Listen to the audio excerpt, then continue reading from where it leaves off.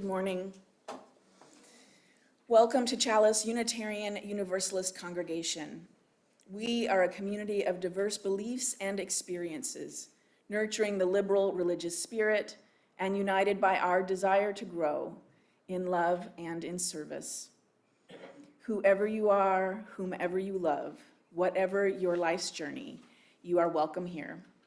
Whether you gather with us every Sunday, once or twice a year, or are here this morning for the first time, we're glad you are here. I'm Reverend Sharon Wiley, Chalice's minister. Our worship musician this morning is Justin Gray.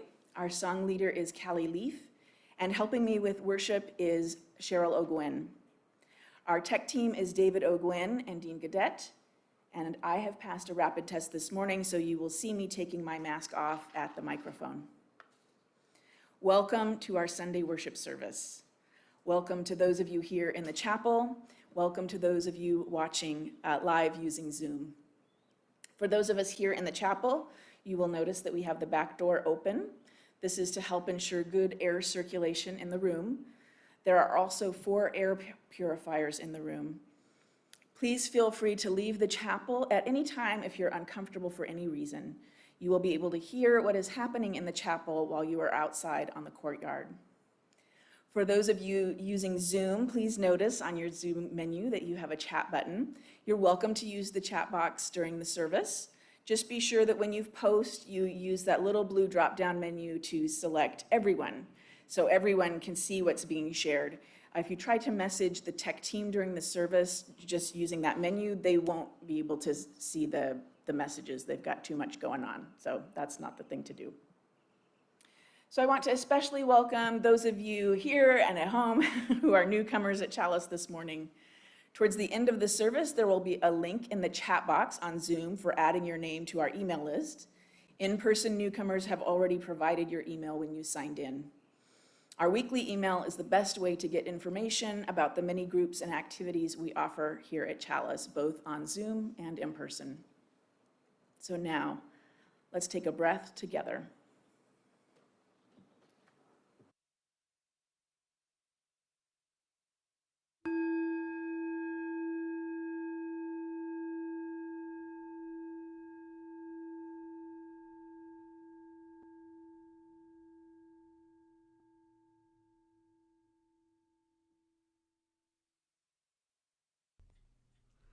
We begin our service by acknowledging that wherever each of us is watching, if we are in what is now called the United States, then we are on land stolen from indigenous peoples.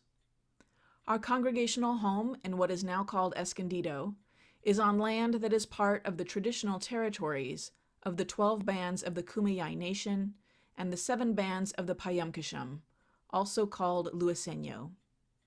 Land that is sacred to us now was stolen from people for whom that land was and is still sacred.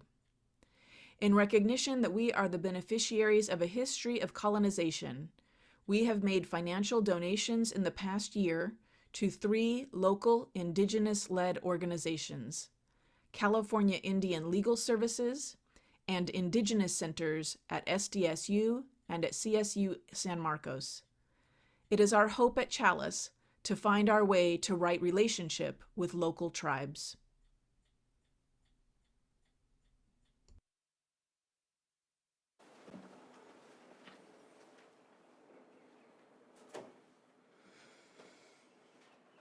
I'd like to invite Cheryl O'Gwen forward to light our chalice.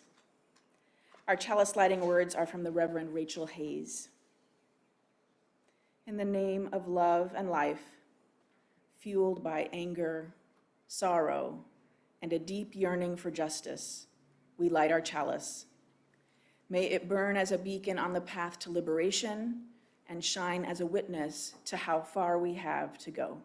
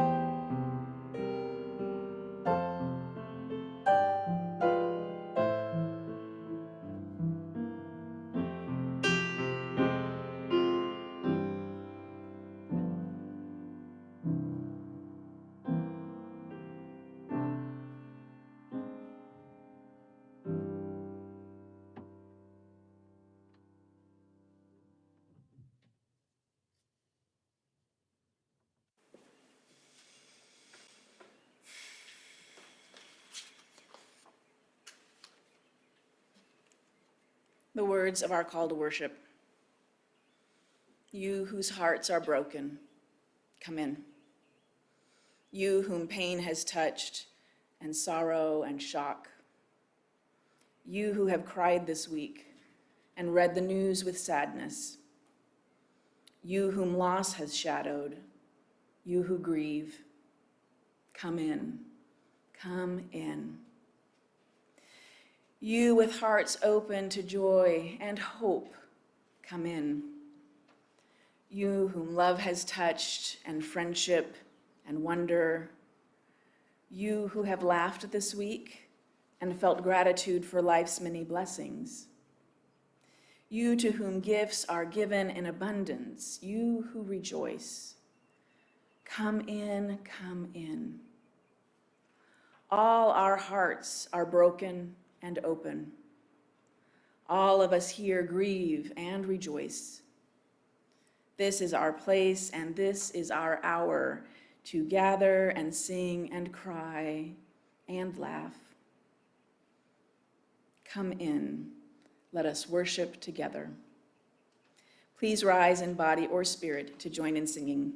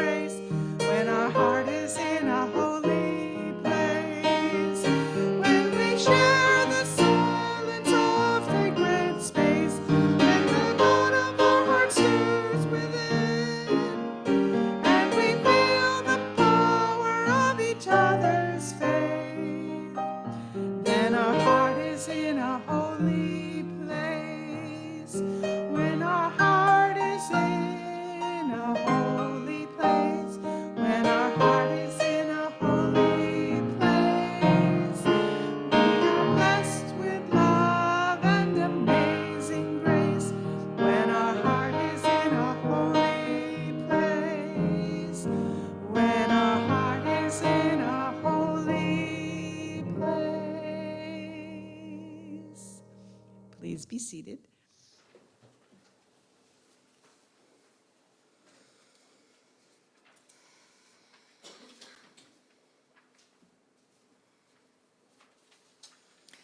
Our Sunday worship is the shared spiritual practice of our community, and we tend to the congregation during this time by sharing and honoring our joys and sorrows.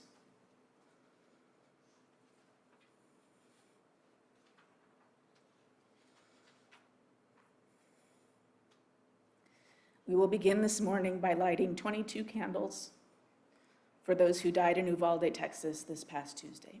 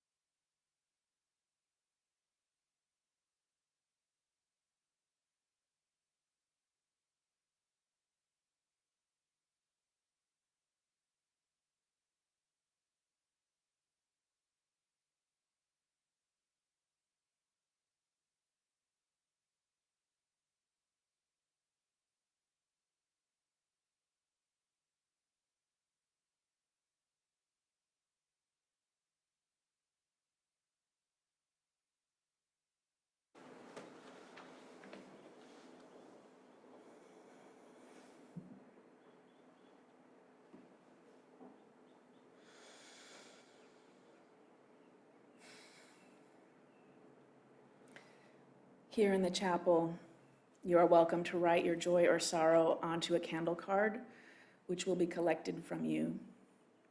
Online, please write your joy or sorrow into the chat box and be sure to include your name so we know it's to be shared. Our joys and sorrows will be spoken out loud, and then we will remove this part of the service from the recording so this sharing won't be made public. So we'll take a few minutes of music so you can write down what you would like to share. If you would like to send me a confidential note about your joy or sorrow, or to make a prayer request, please email me. My email address will be on screen.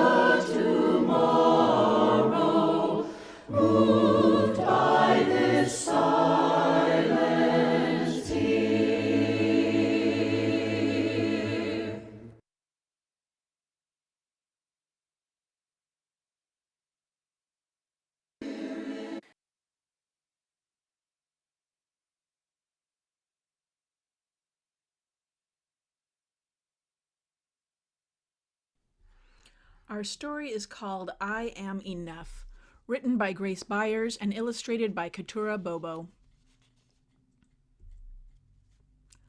Like the sun, I'm here to shine. Like the voice, I'm here to sing. Like the bird, I'm here to fly and soar high over everything. Like the trees, I'm here to grow. Like the mountains, here to stand. Like time, I'm here to be and be everything I can. Like the champ, I'm here to fight. Like the heart, I'm here to love.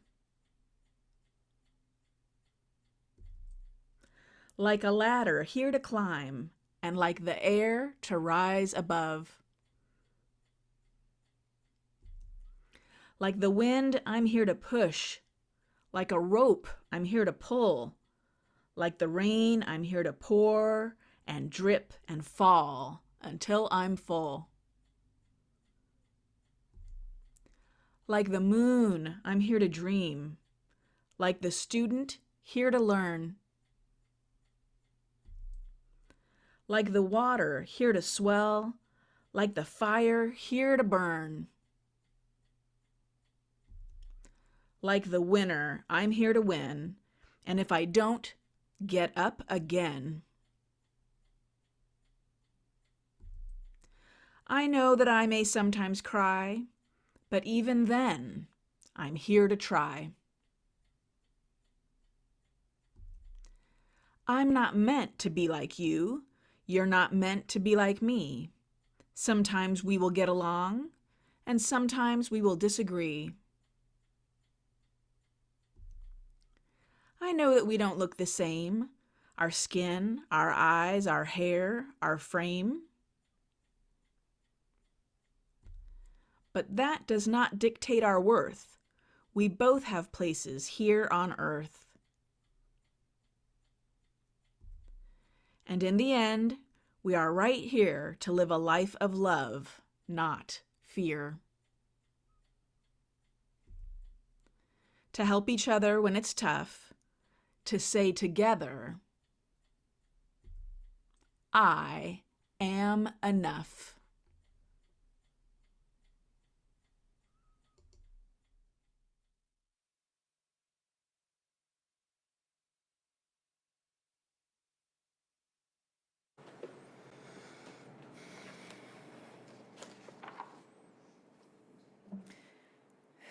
More than usual, I don't know what to say. What could I possibly say that would make any sense of the past week? What comfort could I offer? I hope that the events of these past few weeks, gun violence in Uvalde, gun violence in Buffalo, that these events might finally be so horrible that elected leaders are forced to enact federal gun control laws to help diminish these kinds of shootings. For me, the violence of this past week has mostly lifted up the layers of things that aren't working right in our country. Assault-style guns are too available. Law enforcement is overfunded in comparison to other community needs, urgent community needs. Law enforcement is too often adversarial to the community they serve. BIPOC people, Black, Indigenous, and people of color, are too often underserved by the police. And our Congress is so divided and so partisan that passing legislation is almost impossible.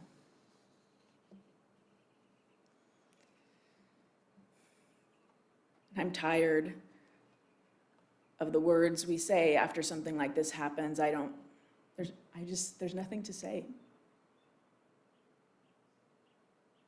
that hasn't been said 100 times, thousands, millions of times.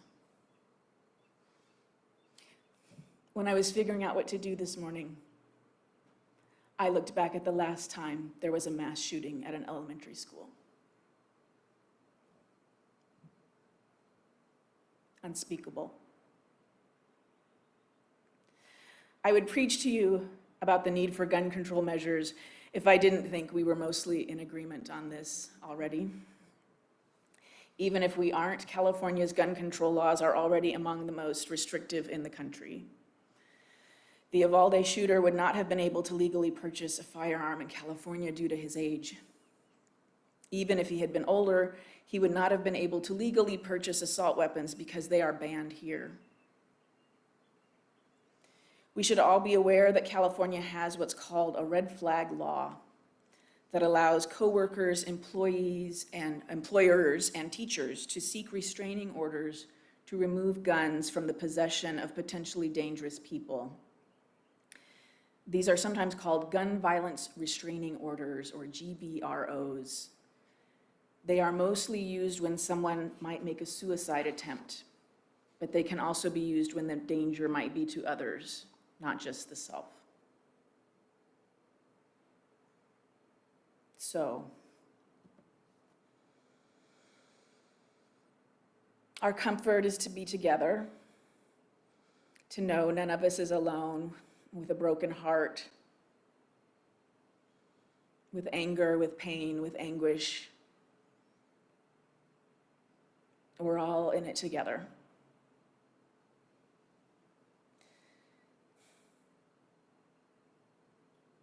So I don't know what the right thing to do is, and so I just pray you'll bear with me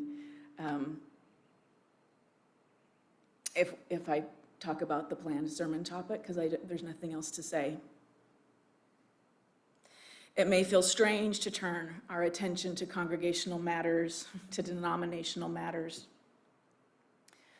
I hope there might be some relief this morning in turning our attention to something more immediately actionable. Chalice members will be voting in 2 weeks on whether or not to adopt the 8th principle. And I know in many areas of our congregational life, there's been robust discussion about this, which is exactly the hope of bringing such a thing to the congregation for consideration. So well done if you are among the people chewing on this. Examining part of the wording of the principle is the planned topic for this morning's sermon. As UUs, we have seven principles that we are covenanted to affirm and promote. The bylaws of the Unitarian Universalist Association, the UUA, require that our principles and sources are studied for possible revision at least every 15 years, or more frequently if the UUA Board of Trustees desires it. This puts us in very different, this is very different from other religious communities that do not consider revising things like principles and texts. It's one of the big differences. That regular review happens at the denominational level. The study of our principles and sources at the denominational level is underway right now. And we expect to see what proposed changes look like at the 2023 General Assembly of the UUA next year. Making changes to our principles and sources is a 2-year process, so changes will be voted on in 2023 and 2024. It's not easy to change them. Changes have been brought before, and it takes a 2/3 vote of the assembled delegates, and only some small changes have been made over the years. So all of that is underway and separate from what our congregations are doing in considering the adoption of the proposed 8th principle. UU activists have drafted an 8th principle explicitly committing us to anti-racism work. The call for congregations to adopt this principle is inviting us to make a symbolic act expressing our support and commitment to anti-racism work in our denomination. We expect to see a principle explicitly devoted to anti-racism work when the revised principles and sources are presented next year. So just to be clear, the vote of the congregations doesn't have any effect. It doesn't bind the UUA. It pertains to the congregation, and it's a symbol of our commitment. But the voting at the UUA level happens at General Assembly. The eighth principle is endorsed by the Black Lives of UU Organizing Collective, endorsed by DRUM, the Diverse Revolutionary UU Ministries, a people of color anti-racist collective, and endorsed by Allies for Racial Equity, the UU White Ally Group. The eighth principle reads, "We, the member congregations of the Unitarian Universalist Association, covenant to affirm and promote, journeying toward spiritual wholeness by working to build a diverse, multicultural, beloved community, by our actions that accountably dismantle racism and other oppressions in ourselves and our institutions." I've preached 5 previous sermons on this principle, going deeper into the history that brings us to this moment in our denominational life, and examining closely the words beloved community, spiritual wholeness, and multicultural. This morning, I want to look at the words oppressions in ourselves. What does it mean to dismantle racism and other oppressions in ourselves? This is really the heart of the principle, I think, the thing that makes it different from all the other principles, like the key thing. This principle asserts that we have work to do as individuals and as communities. This principle says that there is something wrong with us. None of the other 7 principles even come close to suggesting what the 8th principle says plainly, that we, us, right here, gathered together on Sunday, that we are flawed, that living in a profoundly white supremacist country founded on white supremacist ideals, means we all have work to do to overcome that ugliness. That even BIPOC people have work to do to dismantle internal racism, just as women have work to do to dismantle our internal misogyny, just as men have work to do overcoming the expectations of toxic masculinity. And on top of that, the 8th principle was written by a Black woman. How dare she? She wrote it with a white man, but still, the audacity. Can we bear to face our collective imperfections? Can white Unitarian Universalists bear knowing that BIPOC UUs are calling on us to acknowledge our internal racism? Only time will tell. As Unitarian Universalists, many of us might imagine that we are already liberated from all oppressions within ourselves. Whether you grew up UU or discovered Unitarian Universalism on your own, you know that we are a comparatively small religious denomination. We don't conform to mainstream ideas of what is religion, so much so that we enjoy debating things like, are we a religion? And are we a denomination? We are already rejecting conformity just by being UUs. But here's the thing about conformity, about oppression. We all know how we conform and how we don't conform to the small boxes that culture would like to put us in. We all know how we match or don't match the stereotypes of who we're supposed to be. If we stopped the worship, stop this right now, and switched to having a workshop, and I wrote the word feminine on a piece of paper on the wall, and I'd ask you to call out adjectives that go with the word feminine, and we all know what they're supposed to be. And even if you call out words like strong and powerful, we would chuckle a little because we know those aren't the traditional words that go with femininity. We all know what the words and the expectations are. We know what masculinity is supposed to look like if we made that list. We know what minister is supposed to look like, right? The minister isn't a woman. We would never, these days talk openly about the stereotypes of different racial identities, but we still know what they are. BIPOC people know what they are. My experience is that it's simple to imagine that we've overcome these notions of conformity and stereotypes, but they still rise up. Men are supposed to be physically strong and do manly things. And when your body can't do these things anymore because of age or illness, it still feels hard. It feels vulnerable. Modern, liberated women still worry about our weight and our attractiveness and our clothing, because that's how women are evaluated. And the worst part is that we evaluate each other, women do. It's not just men imposing that on us.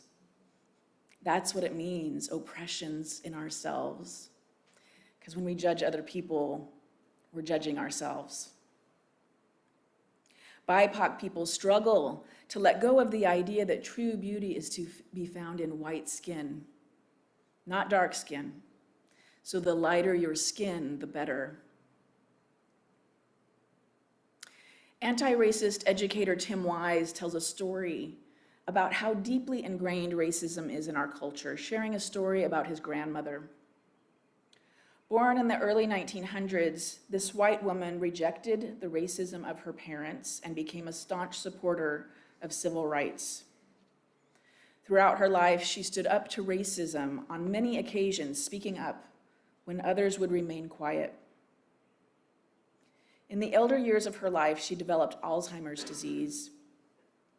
Tim Wise writes, "And as this process unfolded, culminating in the dementia ward of a local nursing home, an amazing and disturbing thing happened.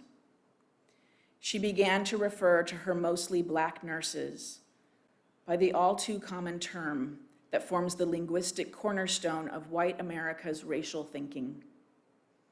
The one Malcolm X said was the first word newcomers learned when they came to this country. You know the word, I'm not going to say it." He goes on, "Now think carefully about what I'm saying and why it matters. Here was a woman who no longer could recognize her own children, a woman who had no idea who her husband had been, no clue where she was, what her name was, what year it was, and yet still knew what she had been taught at a very early age to call Black people. Once she was no longer capable of resisting this demon, tucked away like a ticking time bomb in the far corners of her mind, it would reassert itself and explode with a vengeance. She could not remember how to feed herself. She could not go to the bathroom by herself. She could not recognize a glass of water for what it was. But she could recognize a Black person and call them a terrible name. America had seen to that, and no disease would strip her of that memory. Instead, it would be one of the last words I would hear her say before finally she stopped talking at all." He concludes, "Please understand, given this woman's entire life and the circumstances surrounding her slow demise, her utterance of a word even as hateful as this one says little about her, but it speaks volumes about her country, about the seeds of evil planted in every one of us by our culture. Seeds that so long as we are of sound mind and commitment, we can choose not to water, but also seeds that left untended sprout of their own accord. It speaks volumes about the work whites must do, individually and collectively, to overcome that which is always beneath the surface, to overcome the tendency to cash in the chips that represent the perks of whiteness, to traffic in privileges and feel superior to others, not because of what they are, but rather because of what you're not a Black person." I first read this story of Tim Wise's grandmother over a decade ago, and I still think about it often. To me, this is what the phrase oppressions in ourselves points to. What are the messages still there, deep down in our lizard brains? What might come alive in us when we are fearful, anxious, tired?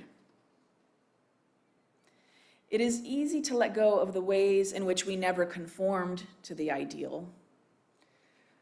I was never delicate, so it cost me nothing to give up the ideal that I should be delicate. And so now I have to interrupt my sermon to tell you that I wrote that about delicate, and then I immediately remembered that I often insist to my husband that I am delicate. I say it loudly because that's the joke. I am delicate. So this is one of the ways that these stereotypes, these ideals live on in our lives. I haven't left it behind at all, even as it lives on as a teasing joke. I know what the ideal is, and I know I don't conform. I've never been delicate, but I still, in my lizard brain, I still yearn to be seen as delicate sometimes. It's so easy to imagine that we've let go of the ideals that still live in us. So I'll try again. It is easy to let go of the ways in which we never conform to the ideal. I've never been or wanted to be obedient to anyone. Ask my mom. There's an ideal out there in some groups that women should be obedient to their husbands. It cost me nothing to let that ideal go. But as Tim Wise tells us so pointedly, it speaks volumes about the work whites must do individually and collectively to overcome that which is always beneath the surface, to overcome the tendency to cash in the chips that represent the perks of whiteness. White people get to choose whether or not we engage in anti-racism work. BIPOC people don't have that choice. That's quite a perk of whiteness. I hope in the coming weeks, as you go about your daily life, that you will look for the ways you do and don't conform to the stereotypes and ideals that go with your identity, your social location, and what perks you receive for how you do and don't conform. May the gifts of self-awareness be ours as we continue our lifelong journeys toward wholeness. You're invited to rise in body or spirit to join in singing.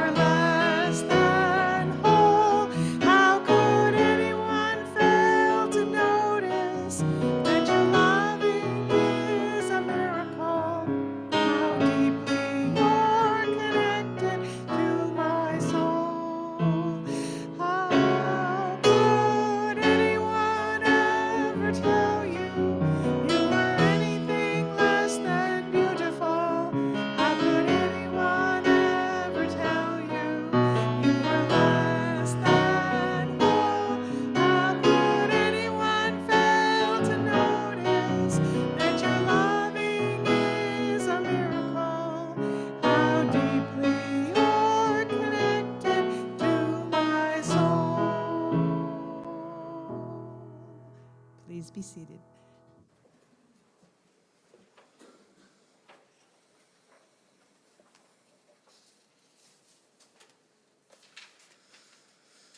The Sunday offering is an expression of the generosity that makes our congregational life possible.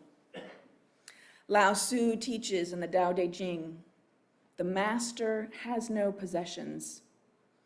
The more he does for others, the happier he is. The more she gives to others, the wealthier she is. Please text your donation to Chalice. If you haven't texted a donation before, know that once you text the amount, you'll get a reply with a link to follow to enter your credit card information. And if you've entered that information previously when you've donated, then you don't need to enter it again. If your Sunday donation is part of your pledge payment, please be sure to indicate the word pledge after the dollar amount. And also know that you can make a text donation anytime. It doesn't need to be during the worship hour. So the phone number for text donations will be on screen in just a moment.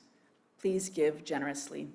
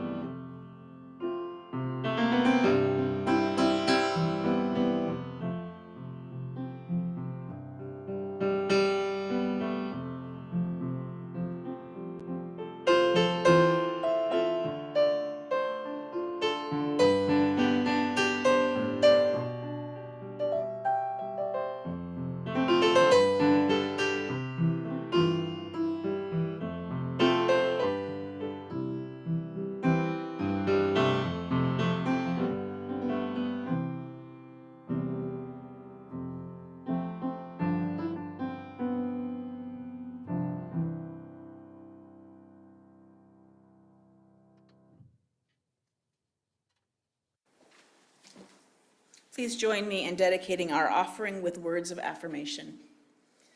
At Chalice UU Congregation, our mission is to act to promote UU principles in ourselves and in the wider world.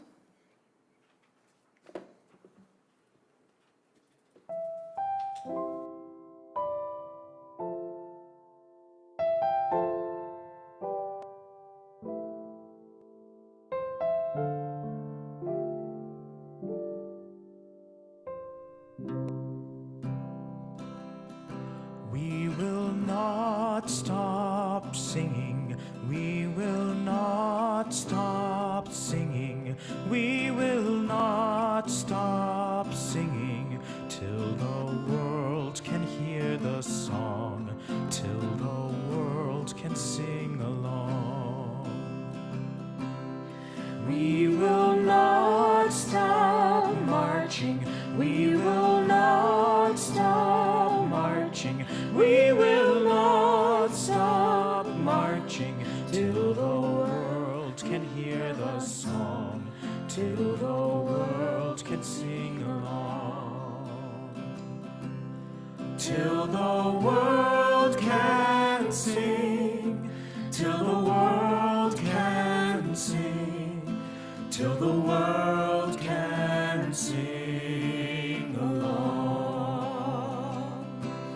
Till the world can sing, till the world can sing, till the world can sing along. We will not stop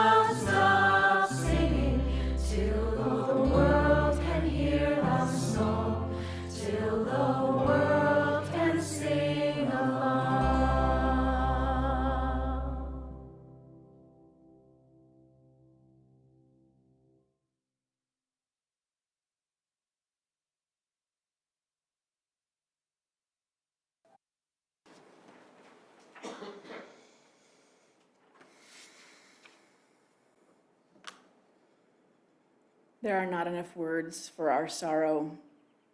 There are not enough words for our anger. There are not enough words for our pain. So I invite you to join me in a time of silence.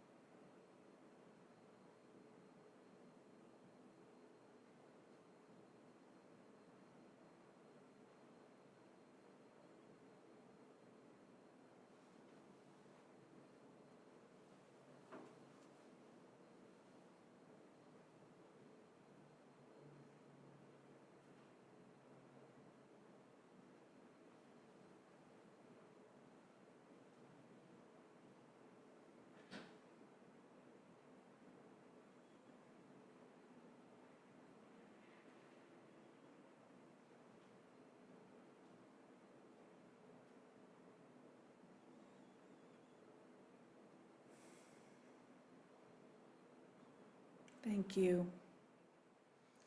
You're invited to rise again to join in singing.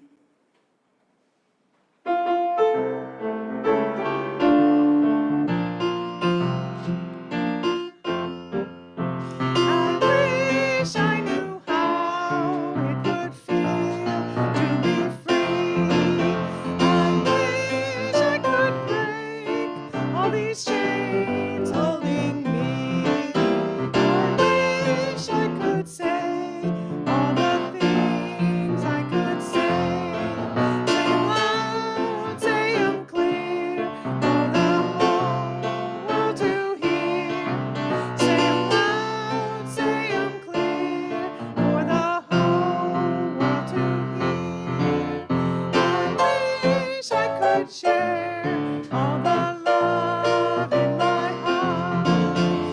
Remove all the bars that still keep us apart. I wish you could know what it means to be me. Can you see and agree? Everyone really Can you see and agree? Everyone should be free. I wish I could give all I'm wanting to give. I wish I could live like I'm longing to live. I wish I could do all the things I could do. No, I'm way overdue, for I'm starting anew. No, I'm way overdue, I'd be starting anew. I wish I could be like a bird in the sky. How sweet it would be if I found I could fly soar to the sun and look down at the sea. And I'd sing 'cause I know how it feels to be free. And I'd sing 'cause I know how it feels to be free.